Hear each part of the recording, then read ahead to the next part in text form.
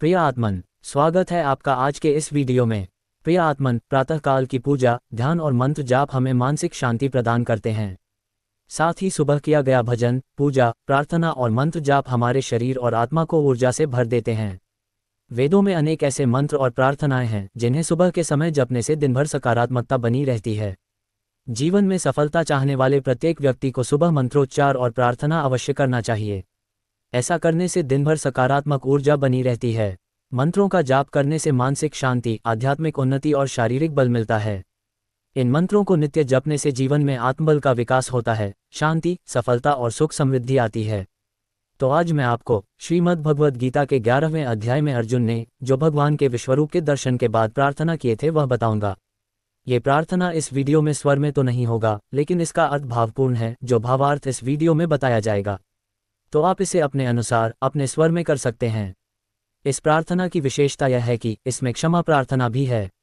अर्जुन दोनों हाथों को जोड़कर भगवान की प्रार्थना करते हैं कि स्थाने ऋषिकेश तव प्रकीर्त्या जगत प्रहृष्यत्यनुरज्यते च रक्षांसि भीतानि दिशो द्रवंति सवे नमस्यन्ति च सिद्धस्ंघा कस्माच ते न नमेरन महात्मन गरीयसे ब्रह्मणोप्यादिकर्त्रे अनंत देवेश जगन्निवास त्वमक्षर सत्सत्तत्पर्यत् त्वमादिदेवः पुरुषः पुराणस्तवमस्य विश्वस्य परनिधानम् वेतासी वेद्यम च पर च धाम त्वया ततं विश्वमनन्तरूप वायुर्यमोऽग्निर्वरुणः शशांक प्रजापतिस्त्वं प्रपितामहश्च नमो नमस्तेस्तु सहस्रकृत्वः पुनश्च भूयोऽपि नमो नमस्ते नमः पुरस्तादत् पृष्ठतस्ते नमोस्तु ते सर्वत एव सर्व अनन्तवीर्यमित्विक्रमस्त्वं सर्वं समाप्नोषि ततोऽसि सर्वः सखेति मत्वा प्रसभ्य दुक्तम हे कृष्ण हे यादव हे सखेति अजानता महिमान तवेदमया प्रमादात् प्रणयेन वापि यच्चावहसार्थं सत्कृतोऽसि विहारश्रेयासन भोजनेषु एकोत्वाप्यच्युत तत्स्मक्षं तत्क्षाम्ये त्वामहं प्रमेयम् पितासि लोकस्य चराचरस्य त्वामस्य पूज्यश्च गुरुर्गरीयान् न त्वत्समोऽस्त्यभ्यधिकः कुतोऽन्यो लोकत्रयेऽप्यप्रतिम प्रभाव तस्मात् प्रणम्य प्रणिधाय कायं प्रसादये त्वामहमीश्मीड्यम्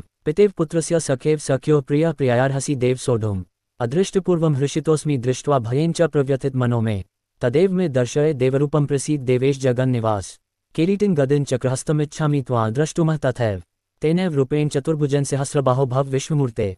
अर्जुन भगवान का प्रार्थना करते हुए कहने लगे, हे अंतर्यामिन, ये ठीक ही है कि आपके नाम, गुण और प्रभाव के कीर्तन से जगत अति हर्षित हो रहा है और अनुराग को भी प्राप्त हो रहा है, तथा आपके भय से भयभीत राक्षस लोग दिशाओं में भाग रहे हैं और सब सिद्धगणों के समुदाय आपको नमस्कार कर रहे हैं।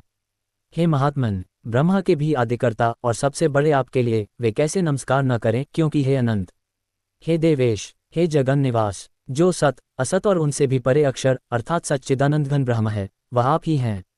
आप आदिदेव और सनातन पुरुष हैं। आप इन जगत के परम आश्रय और जानने वाले तथा जानने योग्य और परम धाम हैं। हे अनंत रूप, आपसे ये सब जगत व्याप्त अर्थात परिपूर्ण हैं।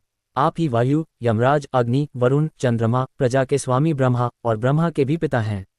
आपके लिए हजारों बार नमस्कार, नमस्कार हो। आपके लिए फिर भी बार बार नमस्कार, नमस्कार। हे अनंत सामर्थ्य वाले, आपके लिए आगे से और पीछे से भी नमस्कार।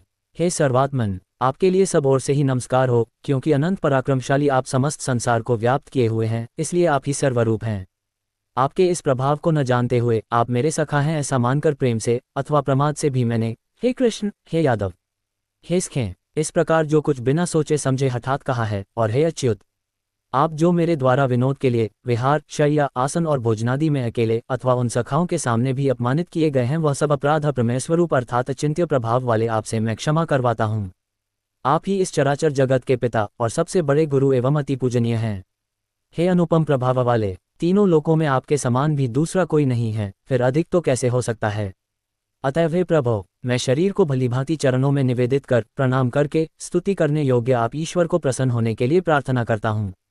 हे देव, पिता जैसे पुत्र के, सखा जैसे सखा के और पति जैसे प्रियतमा पत्नी के अपराध सहन करते हैं, वैसे ही आप भी मेरे अपराध को सहन करने योग्य हैं।